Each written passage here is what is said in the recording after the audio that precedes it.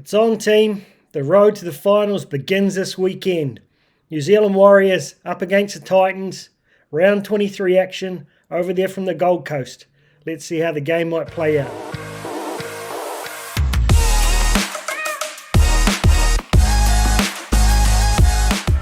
Hey team, welcome back into the Warriorholic. Off the back of a bye, I'm refreshed, hoping you are. And most importantly, really hoping the team is all refreshed, having a bit of a week away from footy, settling down a couple of niggles, recharging the batteries for this final run in. 5 games to go in the regular season. Compared to some of our competition for the top 4 spots, we've got a relatively easy run in.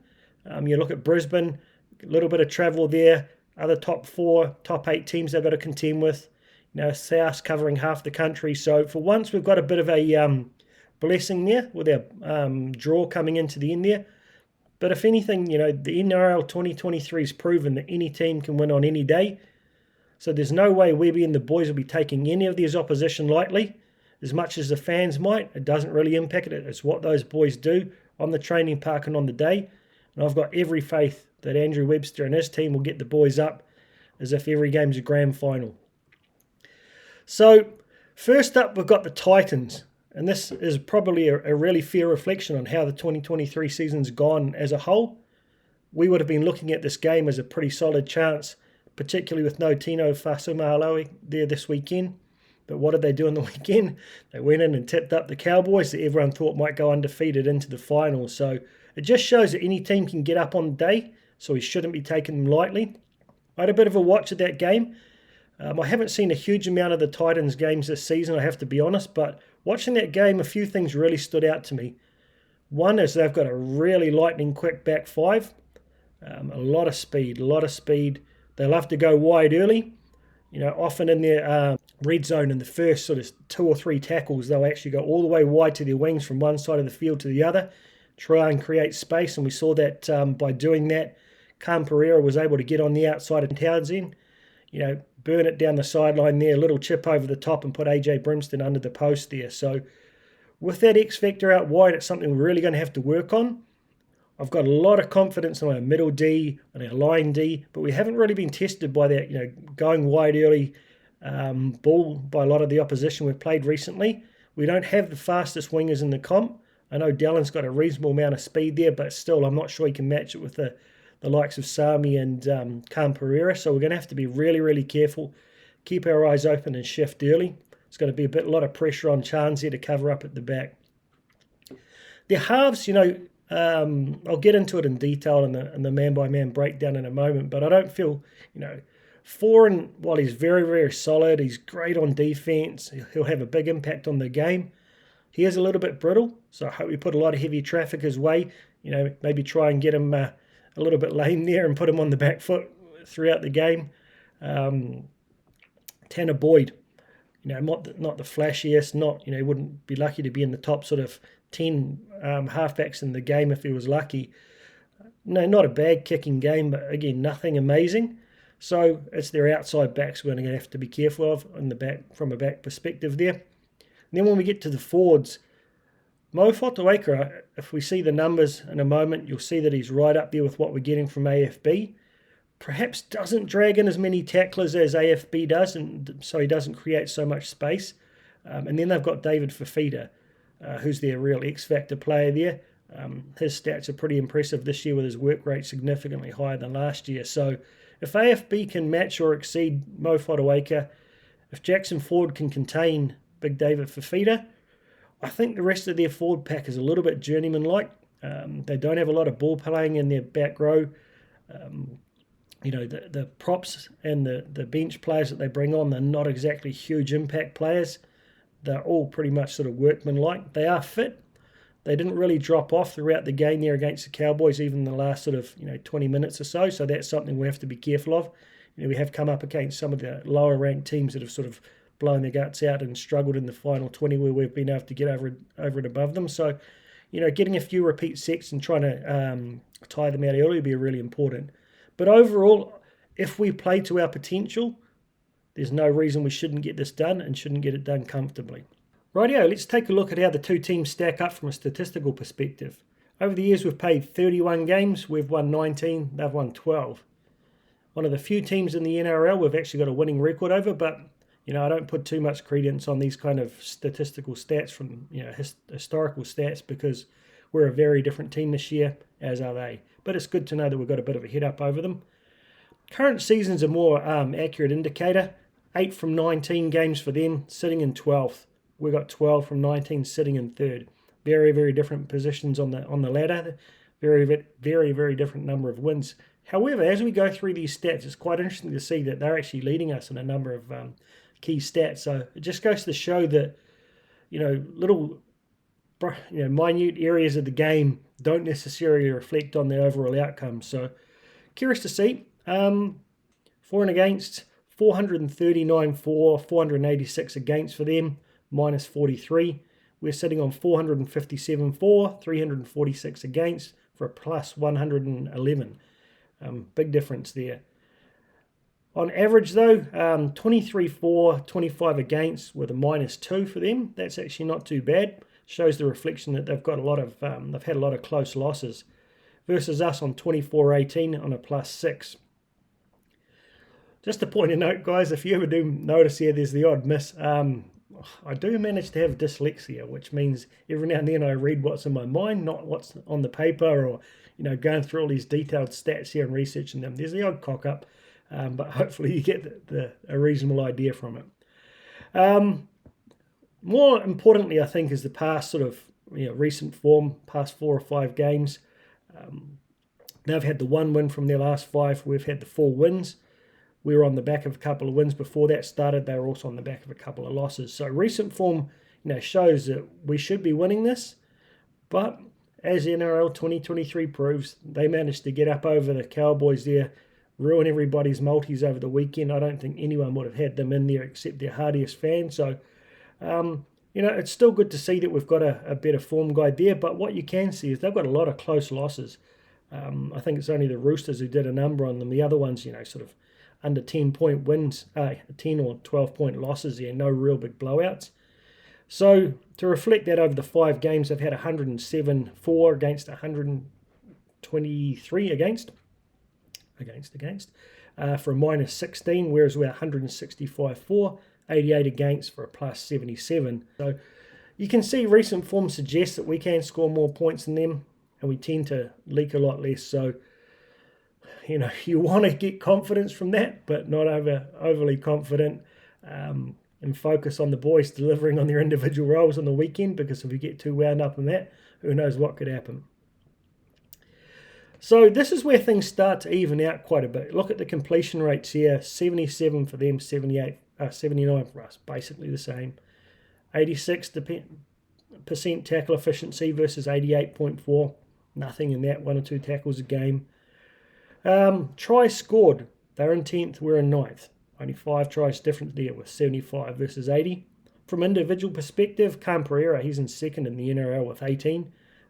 Up against Dallin there in 8th with 16.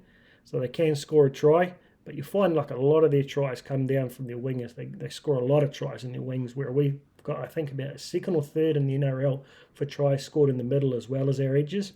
Try assists, 9 for AJ Brimson there on 31st versus SJ. He's got 20 and sitting in 4th. So we're seeing that, SJ's heavily involved in a lot of the tries we score, versus theirs are kind of a little bit balanced more with Kelly's got quite a few there, but it shows a lot of their tries have been set up out wide rather than in the middle. Next up, line breaks. So overall they've got 100. They're in 8th versus ours 108 and 4th. Less than half a line break per game difference there. Again, Pereira, he's right up there. He's in 2nd with 25 line breaks versus Dallin, who's in 11th with 17. Tackle breaks, 655 for them. Quite a way ahead of us up in 4th there with 606 for us. We're in 10th. Probably a reflection on the way we score our tries is not necessarily, we're able to put guys through holes rather than necessarily busting through tackles.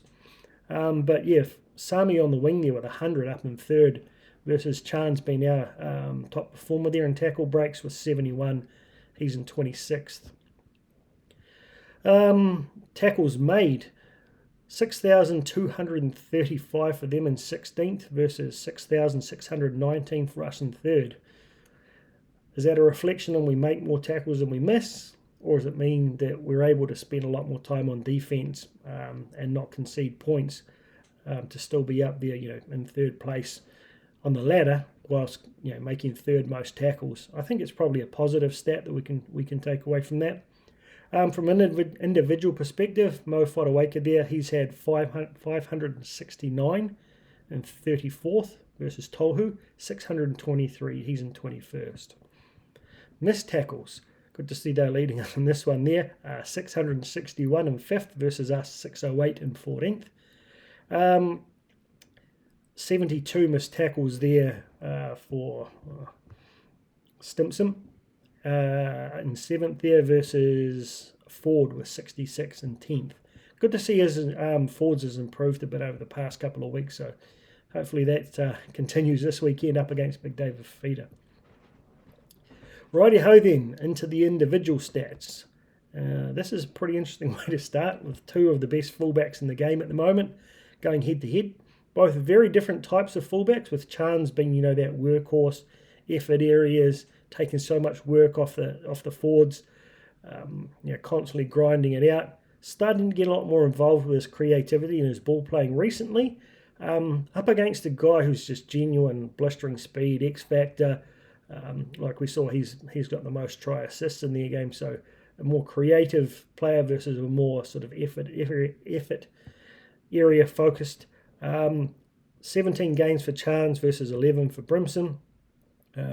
Running meters, obviously Chance has taken a lot more of the dirty hits, so he's up there at 187. We know he's been up over the 200 mark recently, versus AJ Brimson, who's down around 133. But he does get shifted out of fullback a bit to bring Campbell on and moves into the centres and the like, or spend some time on the sideline. So that probably reflects that stat there. Tackle efficiency, nothing in that, both around the 86 mark.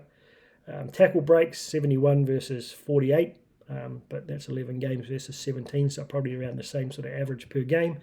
Line breaks, 7 versus 6, so Chance is slightly one down there, and particularly if you look at it on a per game basis, Brimson's definitely leading the way there.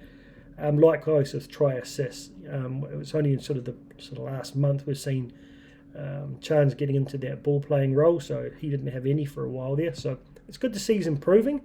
But again, effort versus X factor, hard to split them. I think they're both going to have an equal impact on the outcome of the game for their respective teams. And another one of genuine informed players who are going to have a massive impact on the outcome of the game, and Dallin up against Pereira. 13 games versus 18 there. Running meters, 153 versus 122. Tackle breaks, 45 versus 32. Tackle breaks, you've got 45 versus 32 there. Line breaks, 17 versus 25. Try, 16 versus 18. So I think Pereira has got that thing that I feel that the Warriors are missing at the moment, and that's length of the field speed. We saw him burn guys a couple of times on the weekend there against the Cowboys. Dallin, I think, his top speed is probably very similar, but I question whether he could probably maintain it over the length of the field like Pereira does. We don't tend to use him in the same way, whereas Pereira's getting that ball, sometimes 70 odd metres out on that fast shift to the left there. If he can get around his wing, he's basically got a whole open field with just the fullback in front of him. So we're using him in very different ways. He doesn't do a lot of the dirty hit-ups off the line like we see from Dallin, but I think they are both equally capable of finishing.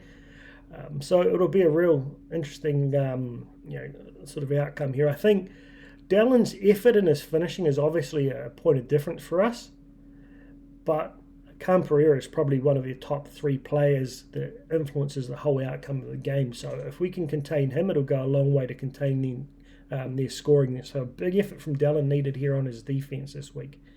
But at the moment, I'm going to give that a 50-50. Okay, next up, we've got Montoya against Sami. 2 very similar type wingers. They've 19 and 18 games respectively. Both big bodies, both robust. Probably more workhorses at the moment. You see that the Titans, a lot of their play tends to go left. They score a lot of tries down the left-hand side there, whereas we like to go right. Both of these guys are not quite getting the same amount of ball in attacking positions. However, they're both big workhorses when it comes to hitting the ball off their line. 153 average running meters for Montoya versus 172. So Sami does like to carry the ball there. Tackle efficiency 71.1 versus 79.3. So Sami's certainly got a tackle in him. Tackle breaks 58 versus 100. Line breaks 16 for Montoya versus 13 there, and 8 tries versus 11. So a lot of similarities between the two of them. The key will be for Montoya to really get his tackling right, because Sami being able to break a tackle, Montoya being able to miss a tackle, and he's got the wheels. Once he gets through that tackle, he'll be a very hard guy to run down. But I'm going to call this another one. It's a very 50-50 matchup because they both have a similar impact on their game and both in similar form. Next up, Rocco Berry versus Brian Kelly. Another very interesting matchup there. For me, quite similar types of centres. Both really quick. They're very skillful. They're able to put the guys outside and away. Both quite creative. So Berry with only 8 games versus 16 for Kelly. Average running meters is quite different here. 83 for Rocco versus 138 for Kelly there. So Kelly does make, well, I don't think he does necessarily the dirty yards. He just makes a few more breaks, and that probably reflects, he's running 20 or 30 meters and so forth. Tackle defense, much of a muchness there, 92 versus 88%.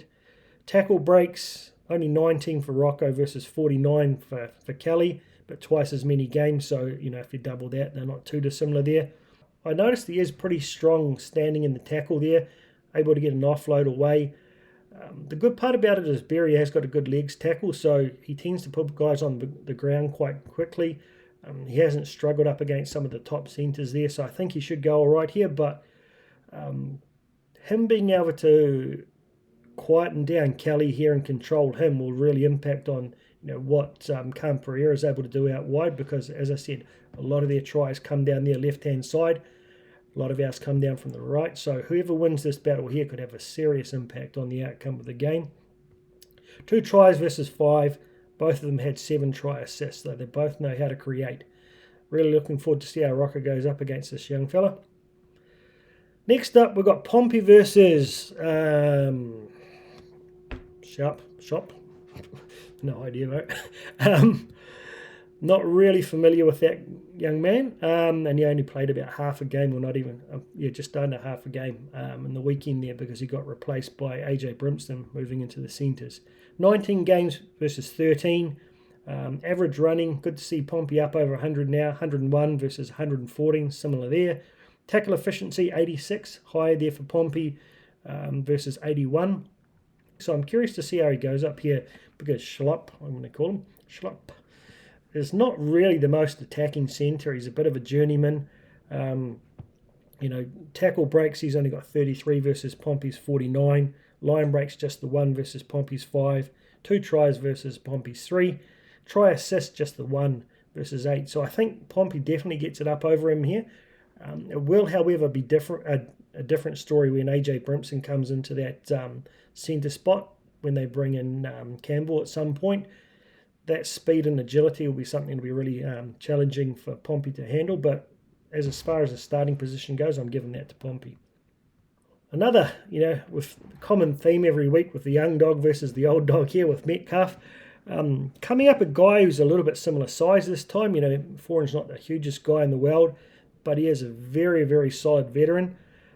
8 games for Metcalf versus 16 for Foran, which is good to see. He's been pretty robust this year as far as not being able to play through with injuries, but he's definitely struggling. You can see him after the game at times. He struggles to walk off the field. It's amazing how he can mentally get up and run the way he does during a game, and then not be able to walk off the field with any kind of comfort. But you'll see every now and then when he takes a real, a forwards hit, he'll sit there with his hands on his knees and struggle to get going again. So I really, like I mentioned earlier, I hope we put a lot of forward traffic up against him, tire him out, and use that footwork of Metcalf's and the speed on him. He's still pretty quick off the mark, old Foran there, but average kicking metres, only 36 for Metcalf. We know that SJ does most of our kicking versus 77 average kicking metres for Foran.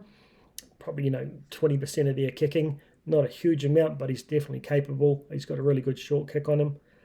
I found that he probably gets a lot more involved in the game because, like I said, he's on the left-hand side where their play comes to, whereas Metcalf, being on our left-hand side, the play doesn't come there quite as often.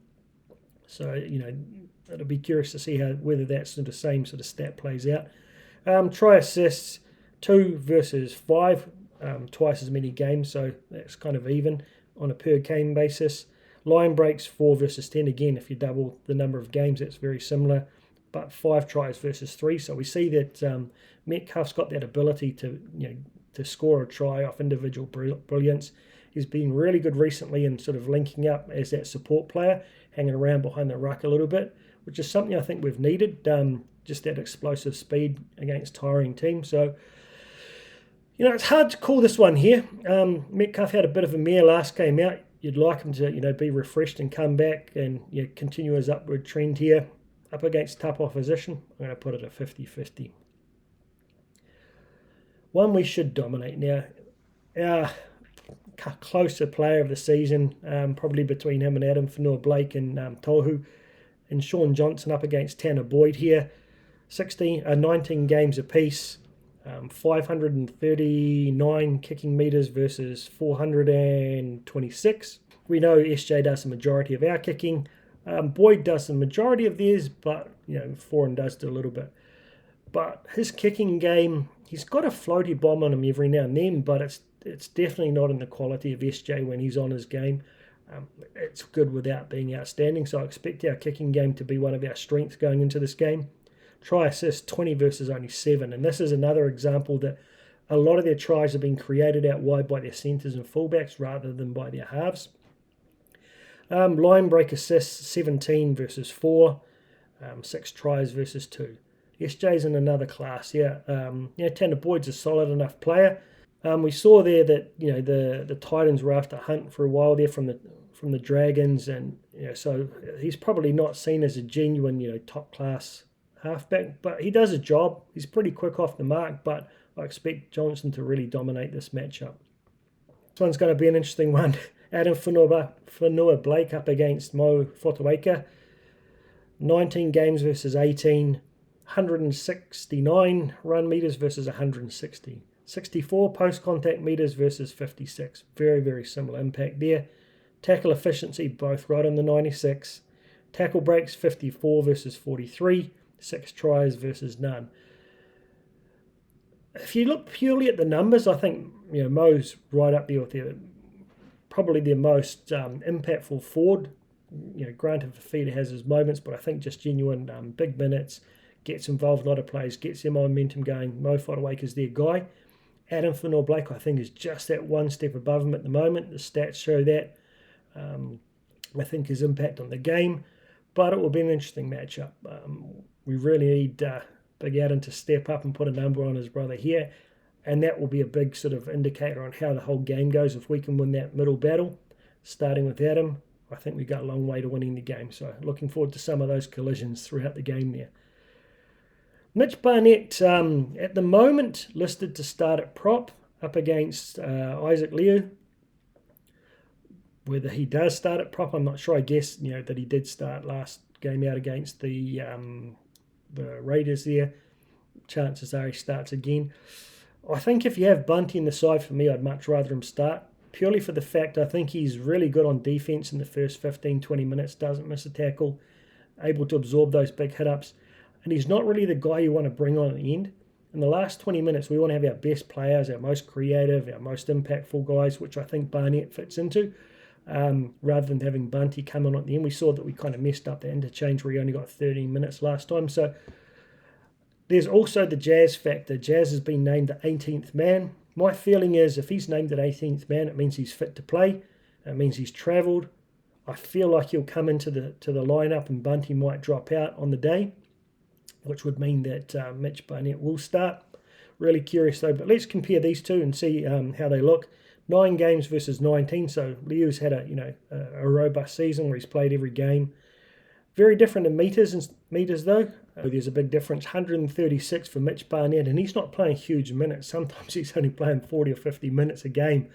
Been getting well over 100 meters and crazy number of hit-ups up there around the 20 mark at times. So as far as meters gain and momentum, you've got to give that to Barnett. Post-contact meters 50 versus 28. So for me, Liu's more of a guy. I heard rumours that we were looking at him as a potential bench spot.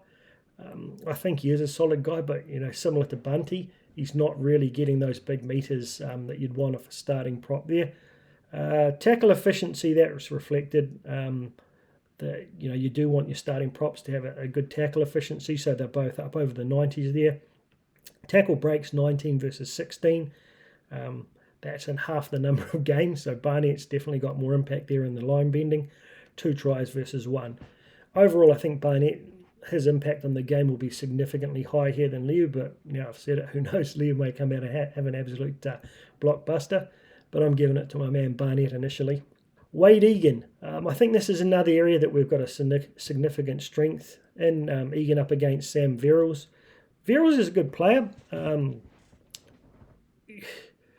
but you don't notice him as much as you notice Egan with his creative plays and so forth. 15 games versus 10.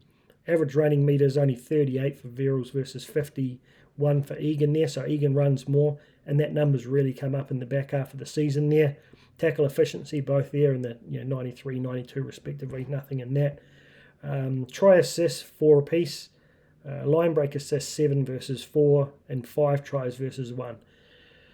Verrills, solid guy, does his job, makes his tackles, good distribution, but I think Egan's subtleties, his creativity, the deception he's got, getting that running game going, hopefully linking up with Metcalf, I anticipate him having a bigger impact here. I'll be curious to see, though, he's played 80 minutes the past couple of weeks, but,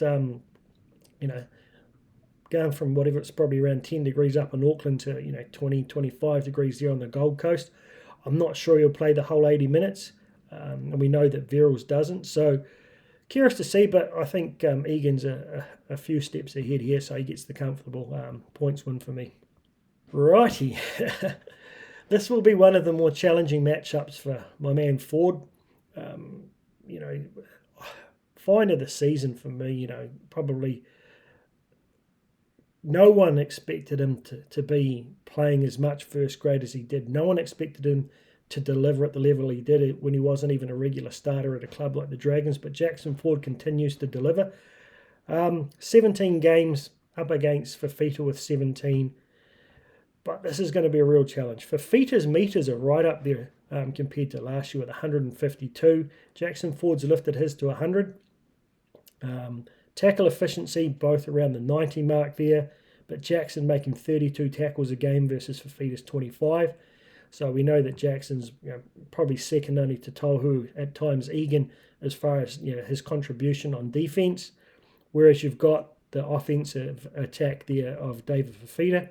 Line breaks is interesting, 6 apiece, but tackle breaks 34 versus 79. I think it's those tackle breaks and the ability to offload that differentiates Fafita, breaking those tackles right at the line there. I'm surprised, 3 tries versus 6. I would have thought Fafita might have had a couple more.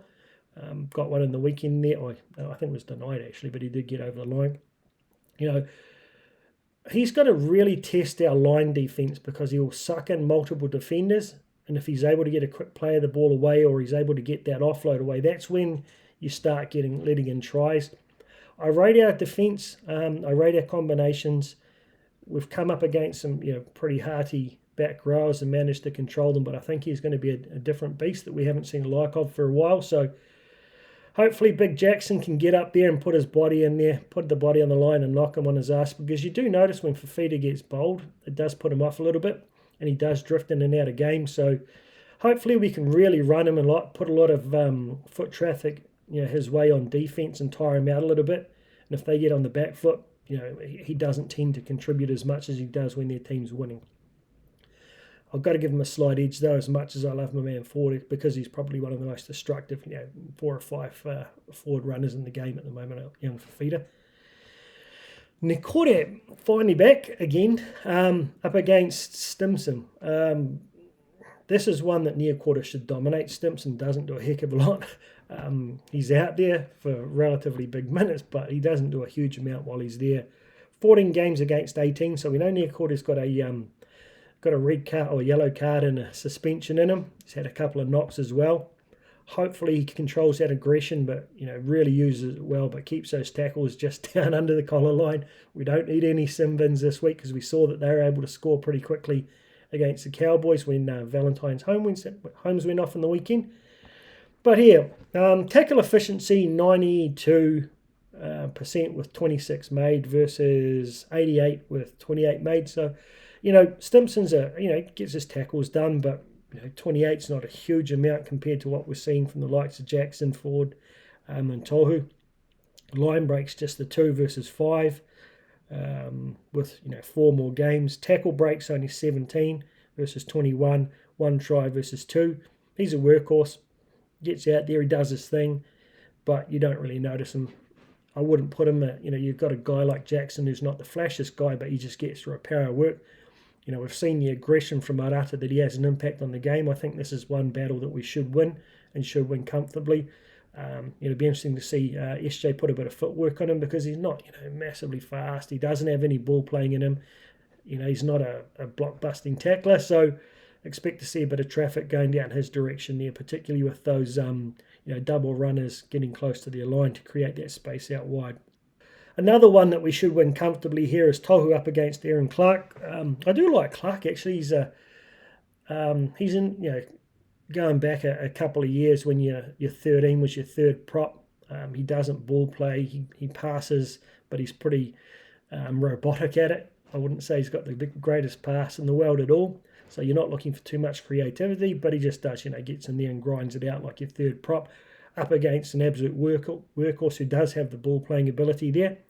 13 games versus 8, 129 running meters versus 114, both around the mid-90s there in tackle efficiency, but Tohu making twice the amount of tackles per game with 39 versus 20. Tackle breaks, 23. He is a side running guy. He's very stocky, and he's got good foot speed there from Clark versus just the 8 from Tohu. But I mean, that's an example. He's not really a running player as much as he is a distributor. Try assist 4 is reflecting in that, and only no try assist for Clark there. 0 tries still on the nudie run there for Tohu versus 1. So like I said, as far as impact on the game goes, Clark is a very good workhorse. I think it'd actually be a Kiwi boy there. He might be an interesting guy to look at as an experienced bench prop or something at some point for the Warriors if he ever popped up cheap. But as far as the impact on the game tomorrow goes, you have to expect that Tohu's going to have a much bigger impact there. A lot of their key players, I think it really comes down to Fafita's the one who really seems to have the potential to dominate his opposition, and maybe that left-hand edge defence, right-hand defence for us against their left-hand attack, and vice versa. Their left-hand D's not that great. But yeah, other than that, I think we get it up and over them in more positions than they get it over us. And I think the bench will reflect that as well. So we've got Dylan Walker, Bunty Afire. At the moment, Sirenen and Curran. Like I said, I expect Jazz to come into here. Who drops out, I'm not sure.